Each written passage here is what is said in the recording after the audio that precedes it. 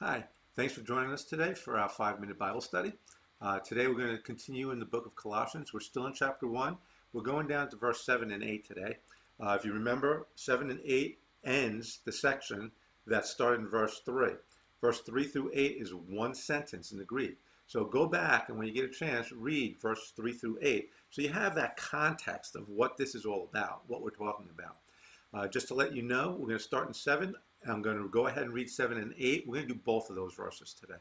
So here it says in verse 7, just as you learned it from Epaphras, our beloved fellow bondservant, who is a faithful servant of Christ on our behalf. And he also informed us of your love in the Spirit. So that's verse 7 and 8. And 7 starts like this. Just as you learned it. What is the it? Well, it's what we've been talking about yesterday and the day before. It's the gospel. The gospel that Paul preaches is also the gospel that Epaphras teaches. He says, just as you learned it from Epaphras. So Epaphras, it taught the Colossians the gospel.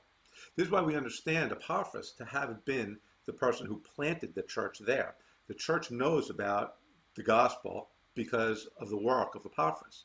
And Paul calls him a beloved fellow bondservant. So Paul doesn't say, here I am, I'm the high apostle, and here's my lowly servant that's going to do my work for me. He's not going to say that. He calls him a fellow bondservant. So Paul sees them all in the same place, in the same level. Not one's higher than the other. And that's important to recognize as Christians, that just because one person might be a pastor and another person may be some other kind of minister, or even just an attender at a church, doesn't make one person better than the other.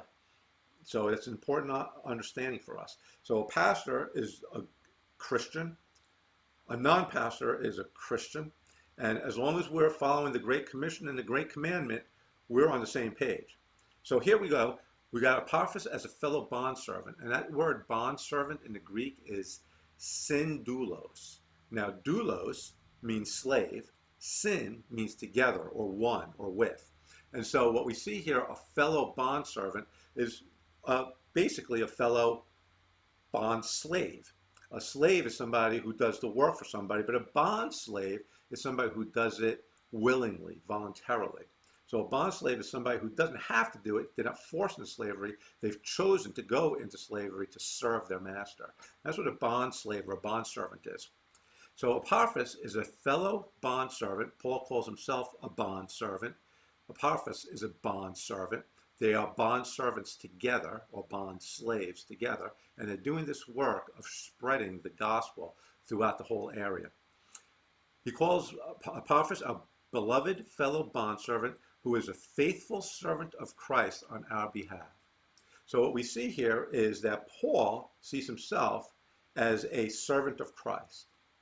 And here he sees Epaphras as a bond servant, but he's doing his work on behalf of Paul. So it's as if one pastor sends another pastor out to plant a new church. The first pastor isn't better than the second pastor or more important than the second pastor, but the second pastor goes out on behalf of the first pastor to plant this church. It's that same concept. Paul has sent out Epaphras to do the work of a bondservant, and Epaphras has planted this church in Colossae. So here we see that Epaphras is doing that work on behalf of Paul, but then in verse 8, he also informed us of your love in the Spirit. In other words, Epaphras is kind of in between the people of Colossae and Paul. While he goes out on behalf of Paul to go and preach the gospel, he comes back on behalf of the Colossians to explain where they are. And so what we read here is that he's also informed us of your love in the Spirit. And that's that love we were talking about back a couple of verses, where they had the love for all the Christians. This is a powerful love. This is a selfless love. It's an agape love. And what Paul's recognizing here, and Epaphras, is that this love couldn't have come from themselves. This love can only come from the Holy Spirit who gives it to them.